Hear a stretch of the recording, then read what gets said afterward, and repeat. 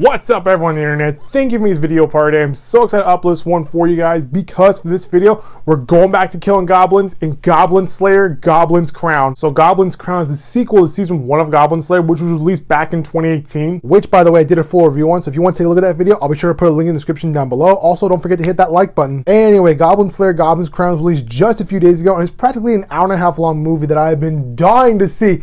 And after watching it, I was overall satisfied, mostly because it's been 2 years since I last saw any new Goblin Slayer content released after season 1 ended, which meant the hype for this movie was building up over these last few days. But anyway, Goblin Slayer, Goblin's Crown is a sequel to Goblin Slayer and takes place after the events of season 1. But before we go on an adventure to kill some goblins, we need to first have a season 1 recap at the beginning of the movie. Now for me, I'm okay with recaps because not only does it give us a chance to refresh our memories of where we are right now, but it also gives new fans a chance to start at the same point where we are without having to watch the whole series. And if they're hooked onto this series, then they can go watch the previous episodes. With that being said, I think if you're making an anime movie and you have to have a recap of a season or seasons prior to the movie, the recap should be at most 5 minutes long. In Goblin Slayer, Goblin's Crown, the recap for season 1 of Goblin Slayer is 22 minutes long.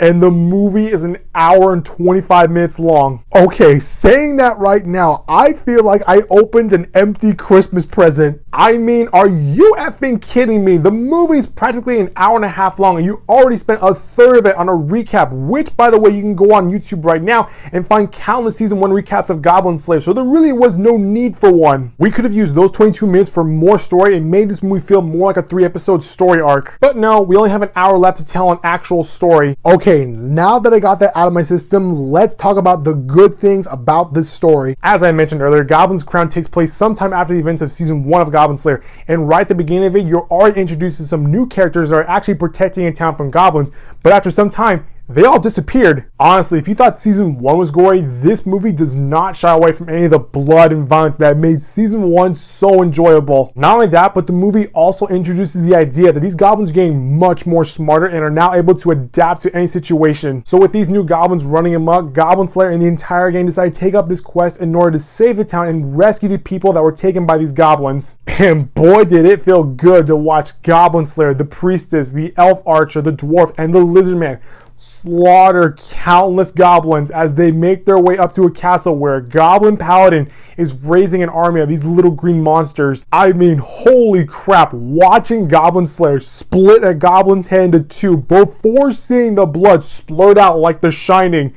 It's freaking awesome. Anyway, while the gang's on their quest to stop the goblins, they actually run into a new character that helps them along the way. And at the same time, we also get flashbacks as to what happened to the adventures at the beginning of the movie. And I gotta tell you, I got 3 words to describe it. Oh my god. Honestly, the flashback scenes rival episode 1 of Goblin Slayer. I mean, this movie does a real good job of just showing you just how evil these goblins are, which makes it much more satisfying when we watch our heroes just cut down these little green monsters. So despite the opening recap, I overall enjoyed the movie. Not only does it recapture the same magic that season 1 had, but it also serves as a new starting point for new fans to join in on. I also want to point out that I stayed through the credits and there was no season 2 announcement, so fingers crossed that they'll announce season 2 and we get it as soon as possible. Well, that's gonna do it for this video, guys. That was my overall review for Goblin Slayer, Goblin's Crown. If you like what you saw, click the subscribe button so you can always updates from this channel. I'll see you next time with a brand new video. Bye bye.